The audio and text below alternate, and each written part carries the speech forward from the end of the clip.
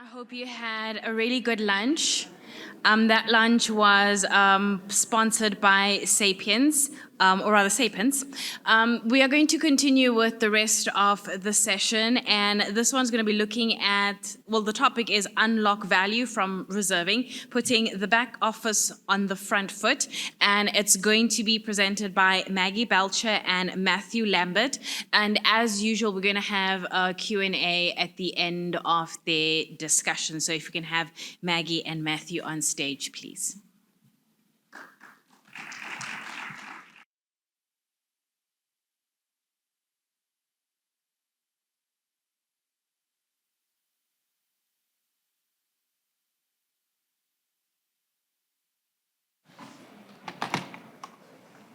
Is that one going to come on?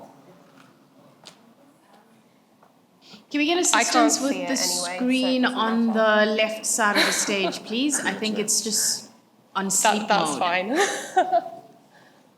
I think let's get both screens working because I think that one also tends to go in sleep mode, so we don't want to disturb your flow. I can't see that screen. Okay. It makes a difference. It's for us. Okay. We're good. Cool. Does the clicker work? Clicker works. It does work. We're away. Fantastic. Great. Hi, everyone. Thanks for being here today. I'm Maggie, and this is Matt, and we work in WTW's Insurance Consulting and Technology team.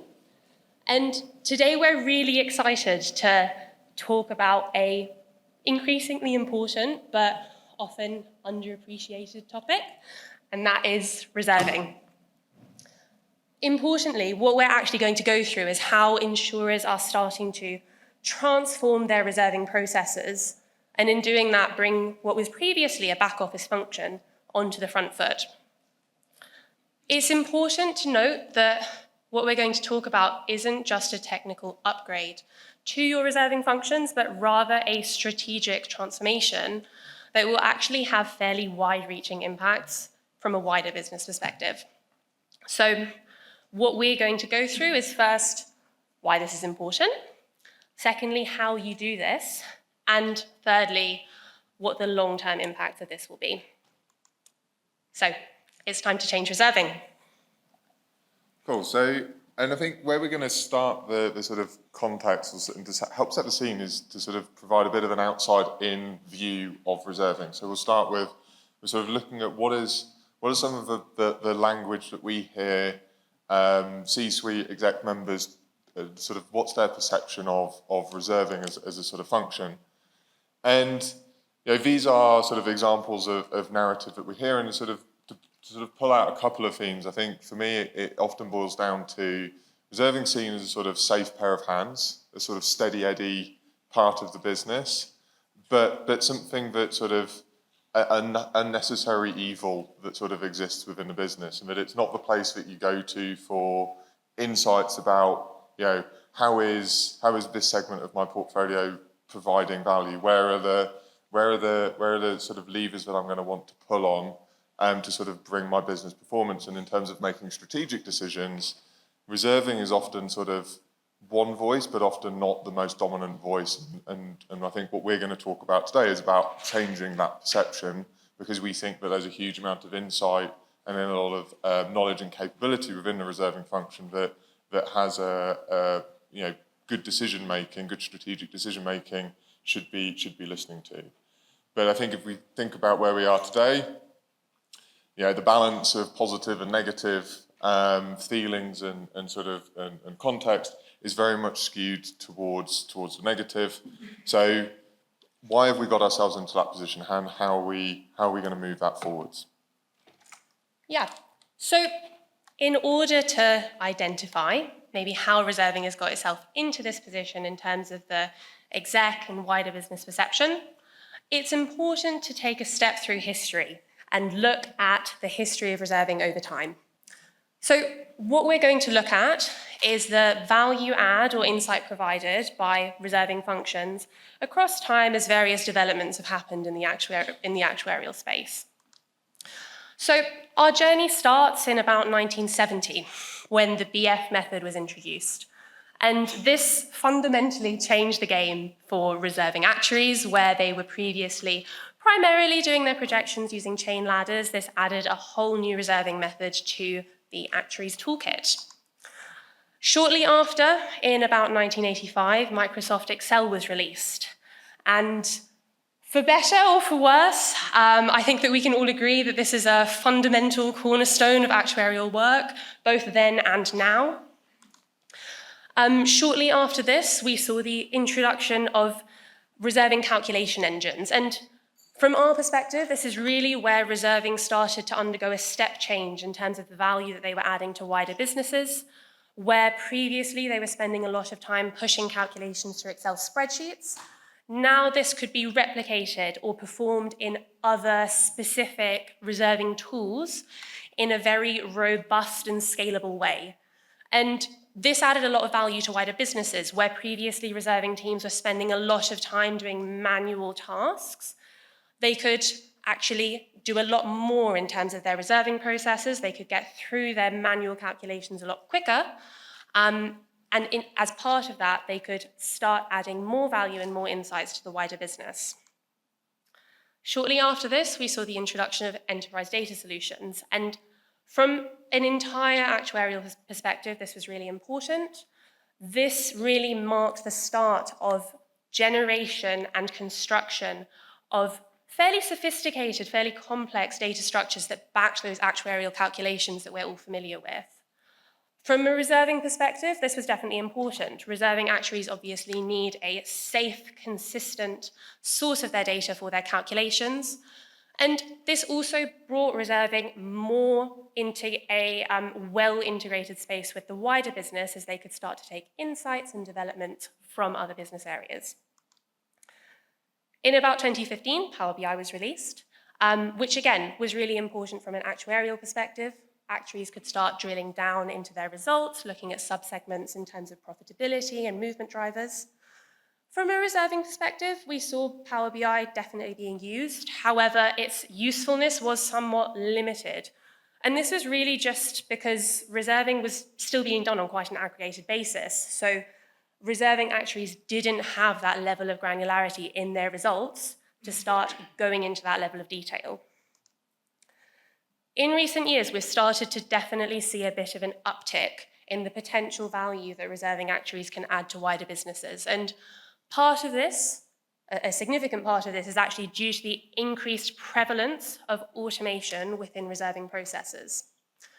I think that something that we hear a lot from reserving teams and from reserving actuaries is we normally have the same amount of time to do our reserving and reporting work, kind of regardless of the amount of regulatory work and classes even that we have to move through. So recently, automation has become really, really key in the reserving actuaries toolkit to firstly just get through the amount of reporting that they have to do in a reserving cycle, but also have that spare capacity to start to add value and analysis and insights to the wider business. And on a similar vein, in recent years, we've definitely seen the buzzwords of AI and machine learning and kind of similar concepts moving around the market. And again, that's definitely been true from a reserving perspective.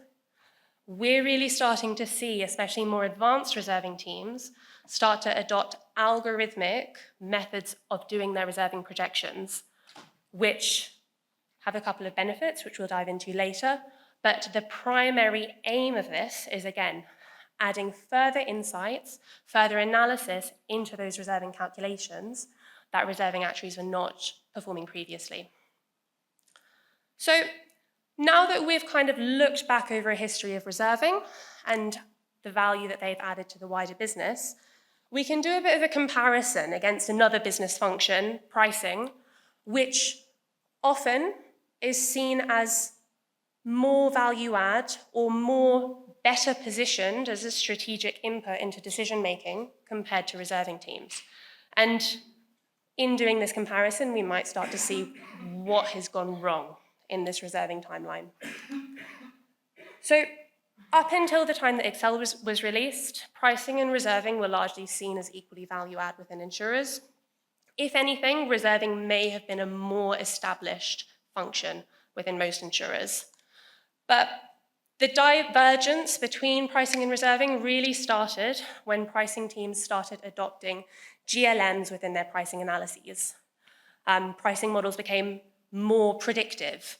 And as part of this, pricing teams became better positioned to start adding that value and adding insights into the wider business. And the gap really only widened from there. Pricing teams then started introducing peril level modeling into their analysis. We previously mentioned that reserving was and still is done on a very aggregate basis, but pricing was really starting to dive into different subsections and categorizations of their book and better understanding which categorizations of their business were driving performance and driving movement. And naturally, as part of that, were better positioned to input into business insights. And the trend has really only continued from there. So pricing teams started adopting externalized rating models, allowing them to make instantaneous updates to pricing assumptions and work in a flexible and agile way that reserving were really not able to replicate. And after this point, we've seen the adoption of techniques such as GBMs and other machine learning tools within pricing, which has just further continued this trajectory. Now that we've looked at this difference, one thing that I do just want to caveat is that these graphs here demonstrate the optimum pricing and reserving teams that are making the best use of all of the tools and techniques that they have available to them. What we actually see in the market is that there is an observed gap between the average team and this optimum team. And that's something that's seen in both the pricing and the reserving spaces. But as we can see, the gap is much, much more significant for reserving. And we've gone into some reasons for what's causing this, but something that we have actually heard quite a lot within the market and something that we've done a lot of analysis into is what are the primary drivers of this? A couple of years ago within the UK market, we did a survey amongst our reserving clients to ask what level of automation those reserving teams are using in their processes. And the results from this were really, really compelling in terms of the story of how reserving has gotten into this position. What we actually see is a fairly low proportion, so only about 30–40% of clients were using any really level of automation within their reserving processes. Approximately 5% said that their processes were fully automated, and a small proportion said there was some level of automation within their processes. But most insurers, and this was in the UK, had either no or very low levels of automation. Looking at the graph of reserving's progress over time, we can actually see that the point in which process automation became really prevalent across reserving actuaries and insurers was the point where the optimum reserving team really started to go in that upwards trajectory. But as we can see on the graph, the average insurer which hasn't undertaken these automation initiatives finds themselves plateauing. And this is one of the topics that we're going to go into further detail on.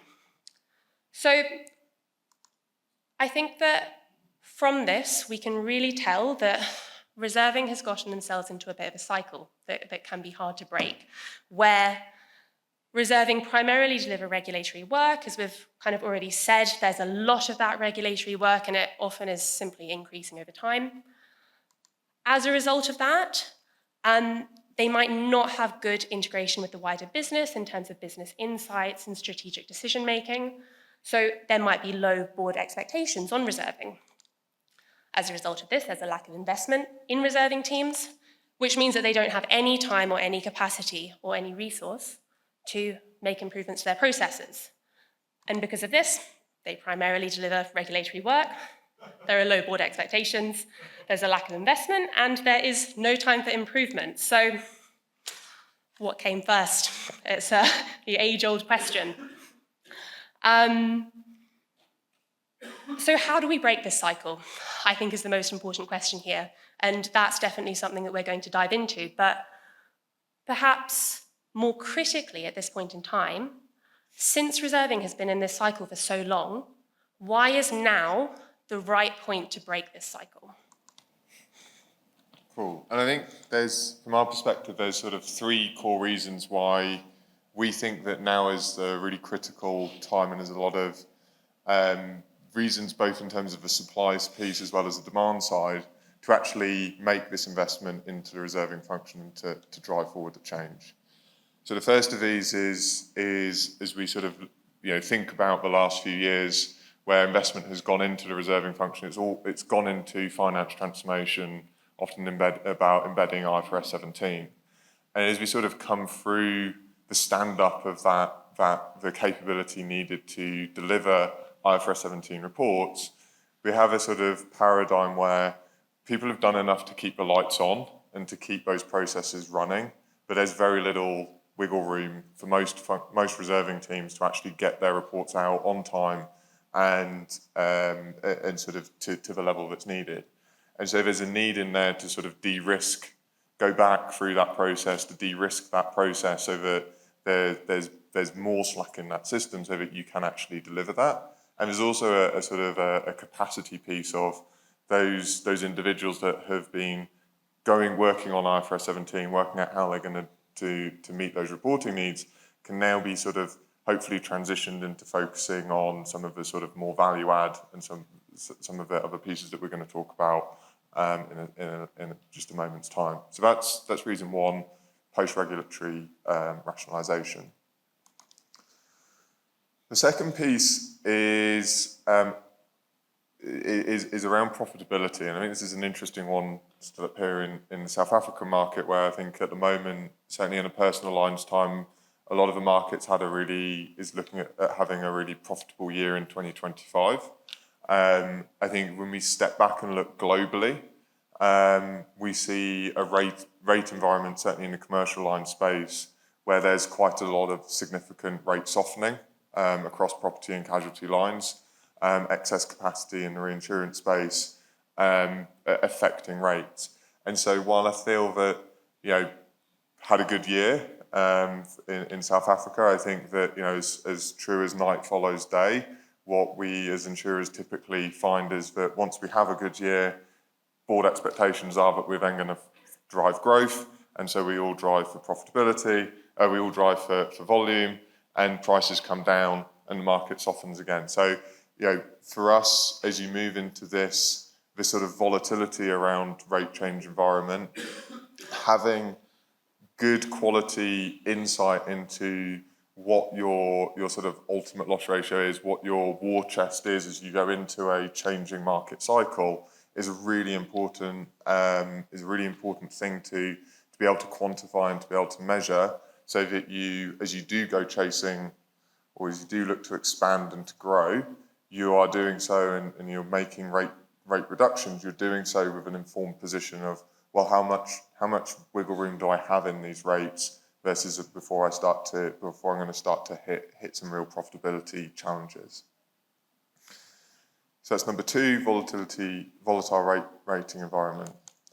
The third piece is, and it sort of builds on talks that we sort of heard or gave earlier today, where just more broadly within insurers, we're sort of seeing a much bigger drive towards more sophisticated monitoring capability. And our view is that reserving and corporate actuarial has a really valuable role to play in that, and having because ultimately ULR is one of the critical KPIs that you need to be able to monitor. And so if your reserving function aren't embedded into that conversation, you're not going to be able to get a full look at the portfolio. So as the rest of the business is trying to build these monitoring capabilities to be able to get better insight at a more granular level, there's a real opportunity for reserving functions to contribute to that and to be at the cutting edge of that. Great. So now that we've looked at why now is the right time for reserving functions to take action, what we're going to go into is, what do we actually do about this? And There are a series of steps that we think really nicely interact with each other and follow along from each other that will allow reserving functions and reserving actuaries to step more into the foreground of the strategic decision-making of wider insurers. And these are automation, analytics, and people. So, firstly, starting with automation. What we've got here is a very typical, very standard example of a reporting process before any automation is introduced to that process. And there are a couple of quite key characteristics that we commonly see these processes having. There is almost always a core reserving calculation piece in the center of the reserving process, whether that is done in a third-party platform or sometimes done in Excel. That is essentially where the interesting, useful, value-add part of the reserving process takes place. However, what we see on either side of that, in both the preparatory data processing steps and in also the downstream reporting steps, are highly manual processes, often very Excel-heavy, often taking a lot of time, that frankly take the time away from the reserving actuaries to do the value-add work. And we've got an example of this on these slides where, and it might seem like an extreme example, but this is something that we genuinely see quite a lot, where out of an entire reporting period, the reserving actuaries might have only a number of days to a week to actually do their analysis, to actually look into their numbers, to actually understand what's driving performance, because such a significant amount of the time is spent updating links in Excel files, adding rows to things, pushing data through files, updating queries, which isn't really where the value of a reserving actuary comes into play. So the first step in transforming this process is introducing a higher level of automation over those previously manual steps. And there are a couple of ways of doing this. So some people like to make good use of open source code to take away what was previously done in Excel files and move that into a platform like Python or R. Some people like to use a dedicated automation and governance platform to just add that additional layer of audit over the top of those automated processes. But the key outcome of doing this is really, really evident and really immediate in terms of the work of the actuary is made so much more efficient, and the timelines of that reserving process really do change, where previously, as I said, actuaries are spending the majority of the reserving cycle updating Excel files and pushing numbers into places where they need to go.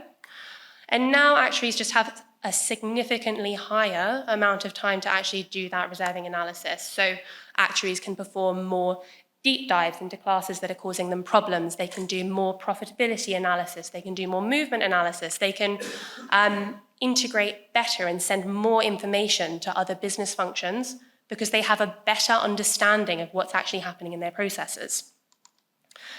Something else that we see a lot of people doing, either in conjunction with or after that automation process, is the creation of a structured data warehouse to store all of the actuarial data and to store all of the actuarial results. And this is something that I briefly spoke about earlier, but this is really beneficial for reserving actuaries. We see quite a lot reserving processes that have high levels of dependency on other teams, where their data is provided by IT processes or finance processes, which just further slows down that reporting timetable because the reserving actuaries are just not truly in control of their own processes, of their own data. So by creating a single source of the truth for that reserving data and for those reserving outputs, the control of the reserving process and the ownership of that reserving process is essentially brought back into the team, allowing those processes to be much more efficient. So now we've added automation to the process, which is great. We've got a nice, slick, automated data processing and reporting process, and we have cleaned up our data structures. So you might be thinking, what's next? There's so much more that my reserving team can add in terms of value to the business, but how do I actually get there? So we see there as being three key analytical steps that reserving actuaries can then add to their processes. And the reason that they are able to add these steps to the processes is because now the reserving processes take so much less time, the capacity of the reserving actuaries is freed up, and now they have the time and the energy and the motivation to add more to their processes. And the three key steps or the three key types of analysis that we quite often see people adding to their processes are granular reserving, monitoring, and algorithmic reserving. So going through each of those in turn. Granular reserving is exactly what the name says. It is producing your IBNR at a much more granular level. And the level that the IBNR is produced at is really up to the team. We see people producing their IBNR at sub-segment levels, so where previously people were, say, projecting their entire motor book in aggregate, now they can split that out to the peril level or other different sub-segmentations. In the UK, actually, we're seeing an increased drive to generate IBNR directly at the policy level, which allows insurers to have a very high flexibility in terms of how they do their analysis. They can really easily resegment their book if they want to. They can really easily drill down into those performance drivers at that very granular level. And that's beneficial for reserving, just from an understanding perspective. But that's really, really beneficial from a wider business perspective, as there is greater understanding of which contracts are driving that profitability, which things you might want to write more from an underwriting perspective, or stop writing because they're not profitable, but you might not have been able to see that level of detail previously. The second of these key capabilities in terms of analytics is algorithmic reserving, and we briefly touched on this again during the history of reserving that we spoke about earlier. Algorithmic reserving is the direct calculation of your IBNR using algorithms, as you might expect. And this has quite a few fairly significant benefits for reserving teams. So by using algorithms to generate your ultimates, to generate your ULRs, you get a purely data-driven view of what your ultimates are independently from your reserving actuaries, which can provide a really, really useful comparison point when you're doing your reserving analysis to kind of say, these are the areas in my portfolio that I might want to look into in greater detail. These are the areas where perhaps I don't need to do as much of a deep dive. It also is really beneficial from an efficiency perspective, where previously teams might have a huge number of classes that they have to work through in each reserving period. And again, there's simply not enough capacity for the reserving team to do that in the timescales available and in keeping with the scaling of the insurance company. So by using algorithmic reserving techniques, reserving actuaries can project their classes independently much quicker than they were able to before. Another benefit that we've quite often seen of algorithmic reserving is it is really helpful for trend identification. So when trends are emerging in data like inflation, like COVID, as we saw a couple of years ago, I think that we as reserving actuaries can sometimes be either not see directly the trends or be maybe slow to react to them. So having a data-driven and algorithmic approach to this trend identification can be, again, really, really beneficial from a data insights perspective. And finally, monitoring, as Matt's already mentioned, is a really key capability, not just within reserving teams, but across the entire actuarial profession, really. Something that I quite commonly hear from reserving actuaries is that they don't really have time to monitor the performance of their book outside of the regular reserving cycle, whether that's quarterly, whether that's a couple of times a year. So it can become really, really difficult to know, as you enter that reserving cycle, what's happened in your data, what changes you might want to make, what areas you might want to look into. By adding increased automation into your processes, analysis steps that were previously too time-intensive to perform, like automated actual versus expected, suddenly become very, very easy, and they can be done without any user intervention. So as you kind of enter that reserving period, you already have a very, very strong view of what's moved within your data, what changes you might want to make, and conversations that you might want to have with the wider business in order to reflect into your reserving analysis. So with these three analytical capabilities or steps, we can then integrate these into the reserving process that we were looking at earlier. So, oh, apologies, I had one slide that I forgot, which I've already gone through. So where previously we had automated the core manual components of our reserving process and introduced a more robust data warehouse, we can now add further analytical steps on top of our reserving process. So where previously all of our data visualizations and diagnostics, which may have been done in something like Excel or PowerPoint, can now be moved to something a lot more interactive, like a Power BI dashboard. And that actually works really well with the new data structures that reserving teams would have implemented, which can allow reserving teams to have a very interactive, almost live view of changes that are happening both in their data and in their results. As we've already mentioned, with the increased capacity and time that reserving teams had, they can now add more steps into their process, which they previously didn't have time to do. So where actuaries may not have been performing an actual versus expected, either within or outside the regular reserving cycle, they can now perform that in an automated manner that simply provides the results of this analysis to the reserving teams, again, without any user intervention, so that actuaries can then interrogate what has moved within their books and have a better understanding of things that they might want to change. Similarly, we've seen a lot of reserving teams implement things like automated analyses of change, which can be a really, really important tool for actuaries to use alongside their reserving selections.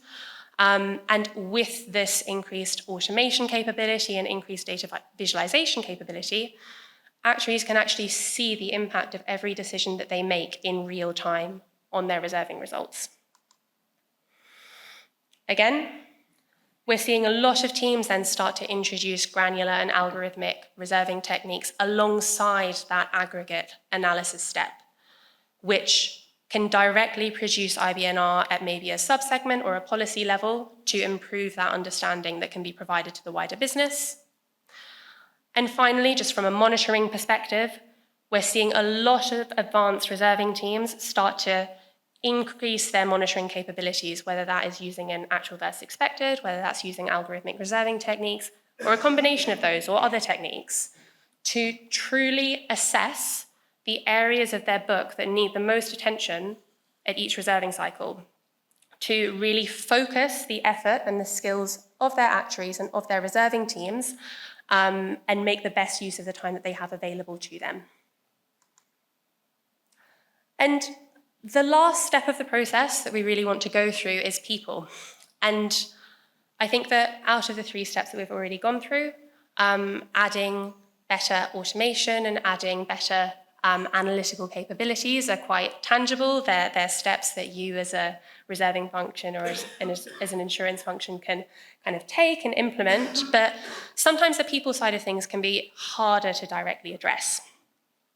We really think that implementing the steps that we've already gone through will naturally improve the motivation and the skills of the actuarial teams to address this third point, where quite often we see, and I've been in this position too, since reserving teams are so stretched because of the intense time pressure that they're under, the increased regulatory requirements that they have to fulfill, and sometimes the subpar processes and tools that they're trying to use to accomplish all of these processes, it can become really easy to be unmotivated. Reserving teams might not feel that they have ownership of their processes. They might not feel that they have the appropriate skills to perform these processes.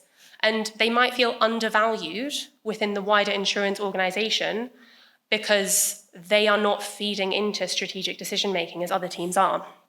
But by performing the steps that we have just gone through, firstly, teams will make better use of technology.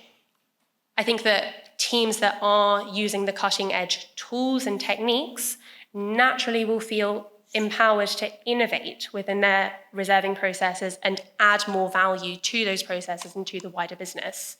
And as part of better use of technology, more advanced actuarial analysis can be performed simply because more time is available. And the teams then have the skills to perform those more advanced analytical techniques.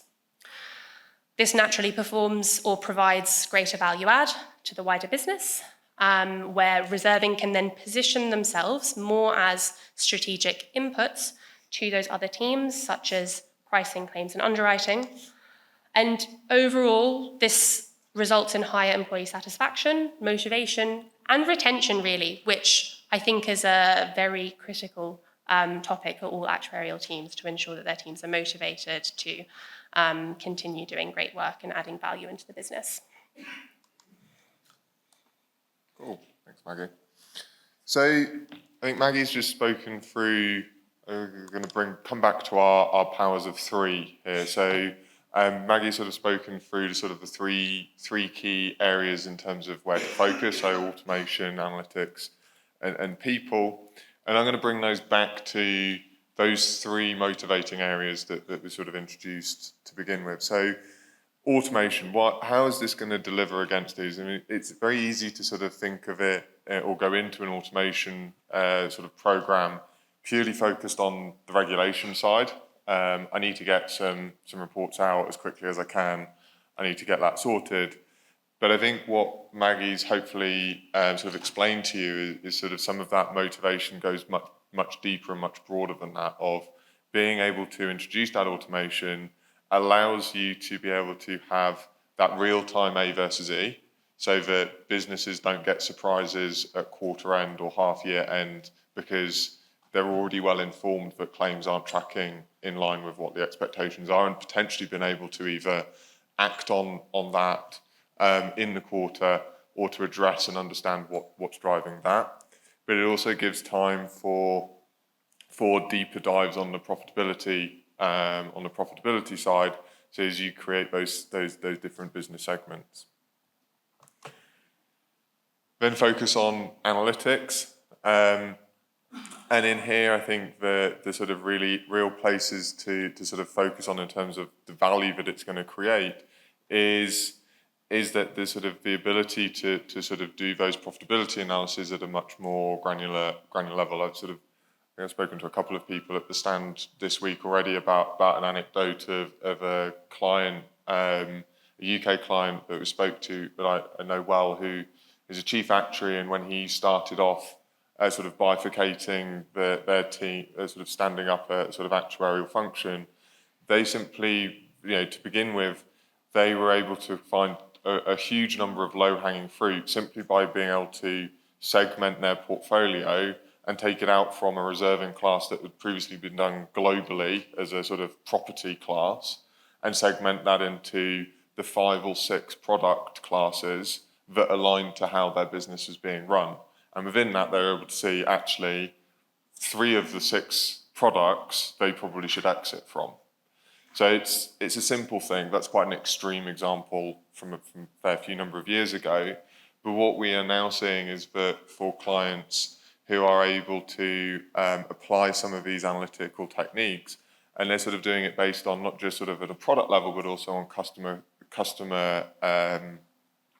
characteristics. So, being able to analyze, understand sort of profitability at a sort of, either based on age or based on geography or whatever, sort of key sort of exposure characteristics, being able to perform reserving and IBNR allocations at that level of data, that level of granularity, provides a huge amount of flexibility for the business decisions. Final one is people, and I think this is easy to underestimate the importance of this and how this drives where this is going to drive the value. There's no good having a reserving function that's armed with all of this automation, all of this analytics, that is still siloed, that is still sat there in an echo chamber going, bloody hell, the business keeps on writing this. The underwriters, they keep telling us that they've not written this bit of business and it's going to improve, but it just keeps on moving out on me. Or, there's no point in them having that insight unless the culture within that function changes and finds a way to, embrace itself and to embed itself much more proximately within an organisation. One of the things we do for clients is sort of a sort of overall sort of capability capability reviews. One of the sort of easiest indicators within there is always collaboration between different functions.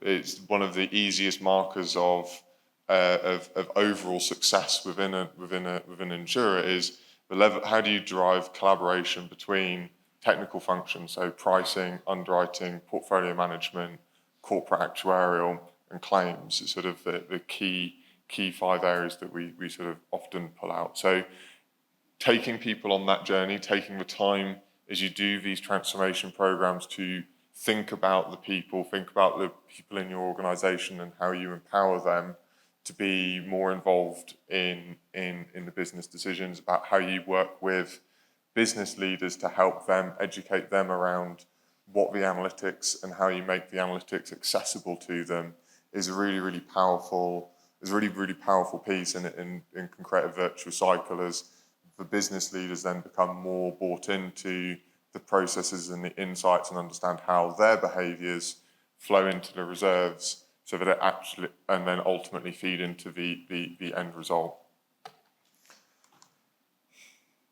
So that's just bringing those sort of three areas 3x3 to life in all of its glory. We really feel that this is a sort of a force multiplier effect that you get from doing these.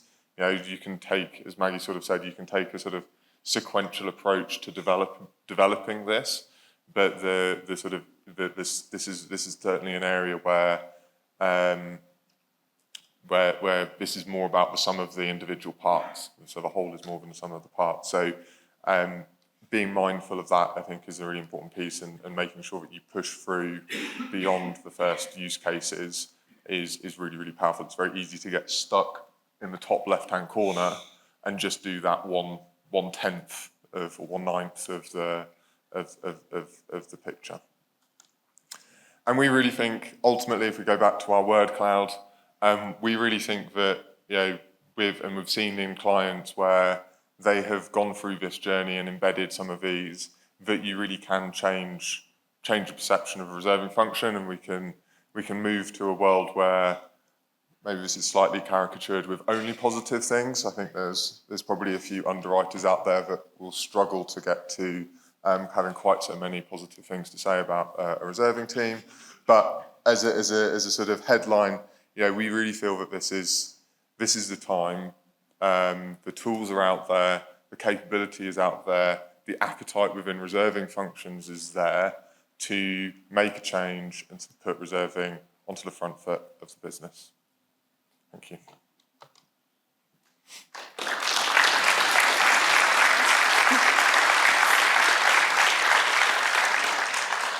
Thanks for that engaging discussion and presentation. I will open up the floor for any questions or comments. I see one hand that side and another hand that side.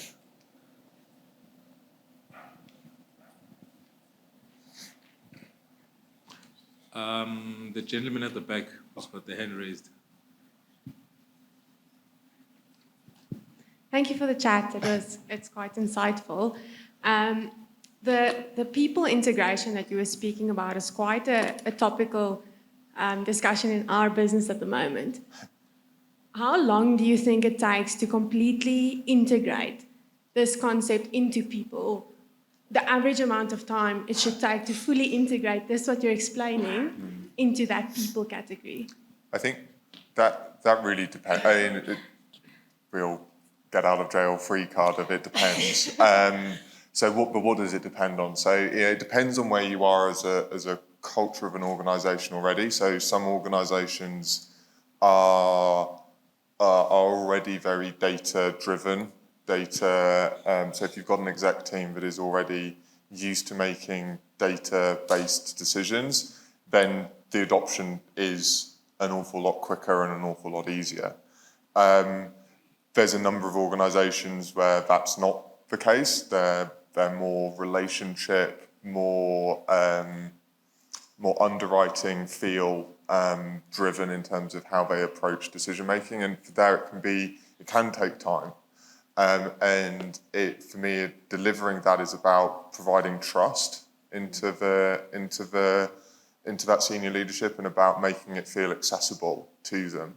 So you've got to start small. You've got to start with pieces of insight that aren't embedded in huge numbers of calculations, and are just finding those low-hanging fruits of insights of, look, we've done profitability on these segments. Product A, ULR, total show. We've got it, this is something we need to do, and sort of making sure that you're sort of starting that journey and sort of delivering as you might have a view of you want to be over here, but maybe selling that feels too far away, and so you just sort of start, well, actually, I can deliver benefit already by doing a small amount of change, get people onto that, and then go, okay, actually, there's this next thing we want to do now as well. Yeah, I think that kind of to add on to that, and just like echoing Matt's point, for all of the things that we've talked about today, it's not necessarily like a step change that we kind of see organisations making. This is a long journey where over time, as teams and as insurance companies add those new capabilities, it just naturally frees up that capacity to like further the journey. And I think on the integration side as well, we've spoken a lot about how reserving teams can add value into the wider business. And hopefully, through doing these things, reserving teams will be in a position to provide those insights and provide that useful information. But it goes both ways as well. So I think that it's also about kind of like, as Matt said, opening up those communication channels with other teams, with management, and also figuring out like what do those other teams have to offer reserving that can then further their analytical capability as well. Thanks. You can go for it. Thanks for the talk. Very informative. And I think I've got maybe 2 comments and a question, if I may, inspired by a rule of threes. So first comment, I think, I believe that analytics and the potential of analytics sits squarely between reserving and pricing. So I think linked to that source of truth that you mentioned, that's super important for the entire business, not just the reserving and finance to use the same hymn sheet, but the entire business, or at least to understand the differences. And that's where the real monitoring and analytics and even collaboration between the teams is really unlocked. So if we all are using the same data, then we can't make excuses anymore that we're just using different data. So of course, we've got different views of what the loss ratios are going to be. And then I think maybe underplayed was maybe the credibility of reserving. So I believe that credibility of reserving is the primary role of the reserving team, and the more credibility you can give and the more predictive power you can show of the reserves, the easier it'll be to convince the C-suite of the value. And I think that should still be the fundamental aim of the reserving team. And once you've got the C-suite belief, then I think that the fun stuff and the value add stuff will actually come as a result. And then maybe my question is beyond algorithmic reserving and obviously like the use of AI to actually improve the predictive power of the reserves and the understanding, where do you think that AI will take us in terms of really out there though, like maybe 10 years time, where do you believe that the best reserving functions will be able to play because of the power of AI?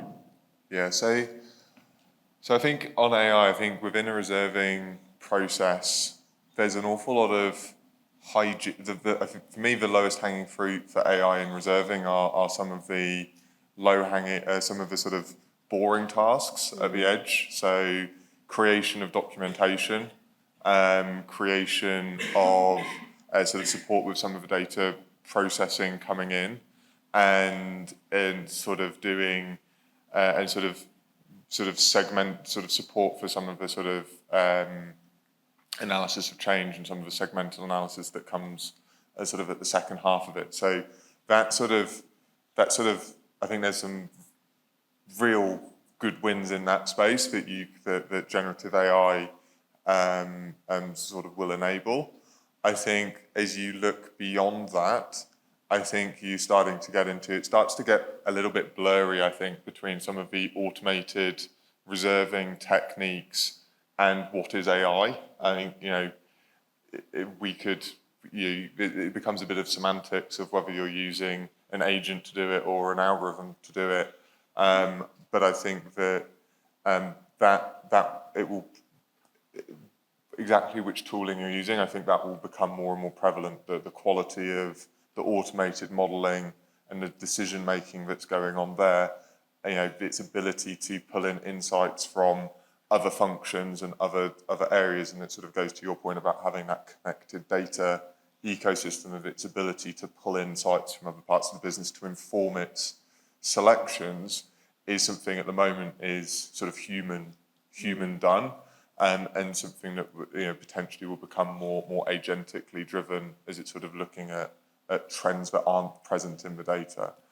So I think for me and what I've seen, that's sort of probably a step 2 of AI implementation, but is sort of the direction of travel.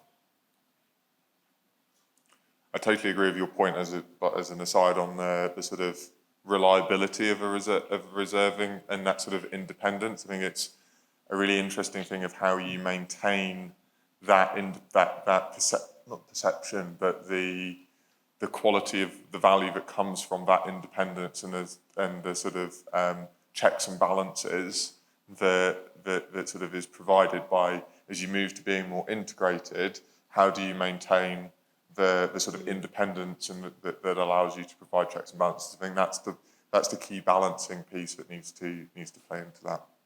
I think I saw another hand tentatively pop up, or 2. Any advance on 2? No, thanks. I think your presentation is quite cool. I think I love because being involved in reserving and all these insights that you're talking about, it's quite cool. I think maybe on my side, I think maybe as you've shown in the history of reserving, why maybe pricing has gone ahead of reserving in terms of insights and so on. Maybe also related to your slides and the 3 points when you talk about granular reserving and stuff like that. I think mainly it's because we don't calculate reserves at a granular level. And I think a lot of the other steps are unlocked by that, like, as you said, Power BI and so on. Now, my question is, given, as you also said, reserving is more focusing on regulatory requirements and stuff like that, how are there methods that that could be auditable, because then you have to also think about that could allow you to calculate reserves at a granular level, let's say at policy level, that you didn't know that you can then get this business insights? Because then I think because of the regulatory part that you're talking about, we then obviously then go back and default to chain letter at aggregate level or BF method and so on.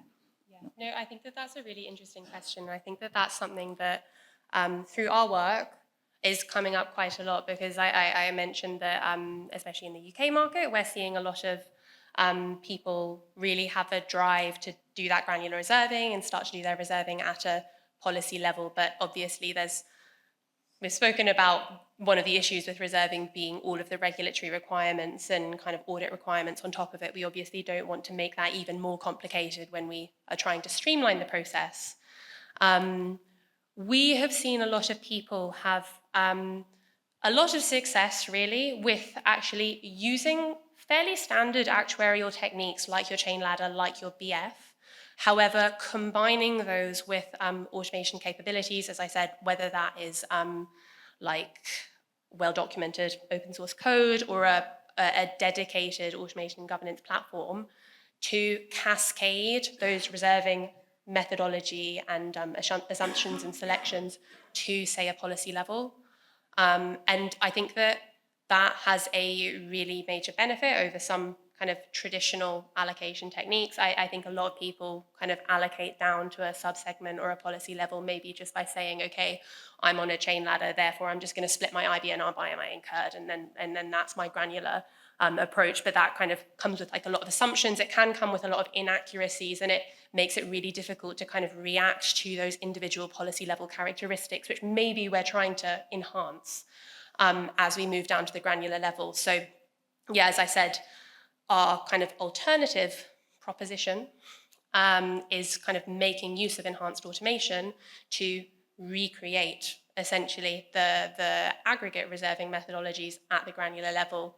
It's obviously very easy to understand. All of us know how to do a chain ladder, how to do a BF. And actually, interestingly, what we've found is people who do this then are able to start to take into account things like individual policy or subsegment characteristics, which sometimes can't be done when you're doing an aggregate modeling exercise. So where previously everything was done kind of using a single like accident year or origin year pattern, now you can take into account characteristics like different inception dates or something like that at your individual policy level. And we've found that that can make your results more accurate, and that also just makes reserving teams so much more flexible and so much more agile in the way that they work and how they integrate the outputs from reserving into a wider business. From an audit perspective, it's definitely something to kind of consider as you're building it out. But what we've found is, since what we are really using are still the same actuarial techniques that we know and love, it kind of gets over that hump. If you have anything to add. Thanks. There was another question, I believe. Yes. Okay, perfect. I thought maybe you had a follow-up or something. No.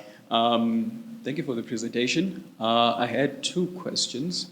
The first one was, where do you think algorithmic reserving is going? I mean, I think in the beginning, a few people would just check their numbers into like a chatbot like ChatGPT and then get an IBNR out. And then there were sort of different methods that then came out. And then later on, you started getting solutions that were really similar to what we currently have. So like your chain ladders, your BFs, they really come back to that. But there's obviously some algorithms in the background. Yeah. Do you think that's where algorithmic reserving is going to go, that we still remain with the same methods that we have, except we're sort of supercharging them? So that's the first question.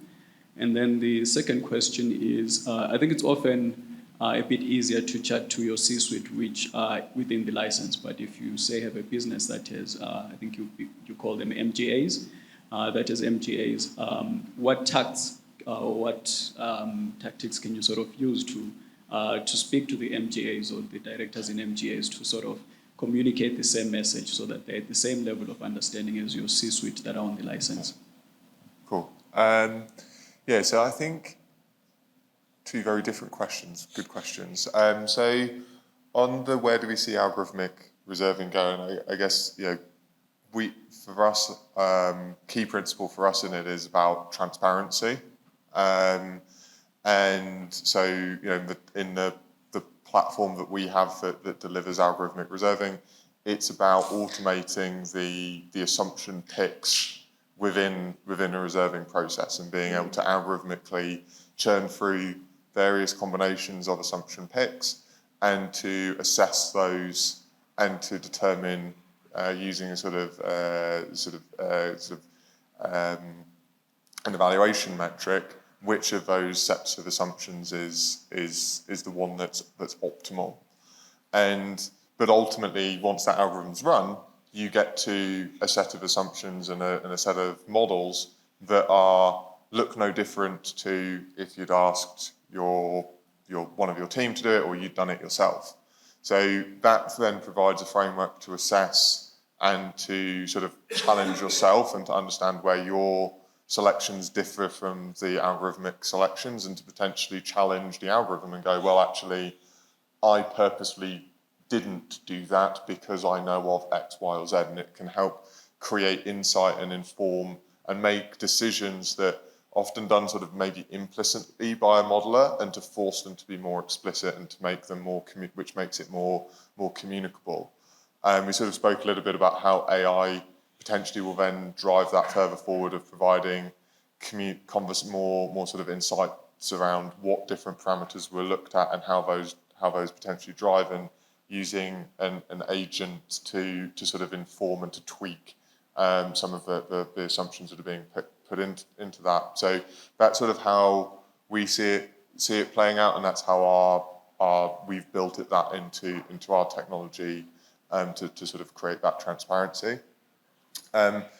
Your second question was about MGAs and communicators. It sort of goes a little bit back to one of the first questions of, MGAs, a very diverse group of. Some MGAs are very proud and very sort of driven and wanting to control their business, and so I think it's about how do you help them to understand what the insight is that's going to help them. If you just go, look, your performance this year is worse than last year, that doesn't help them. So I think it's just about trying to work out what the hook is that's going to feel like a partnership and a collaboration, and not that you're an examiner that's coming every quarter and going, oh no, 5 out of 10, no good, C minus. And so you sort of create more of that partnership piece. Thank you. Thank you. With that, we are out of time. Thank you for the discussion, presentation, and thanks for the engagement. Thank you. Thank you.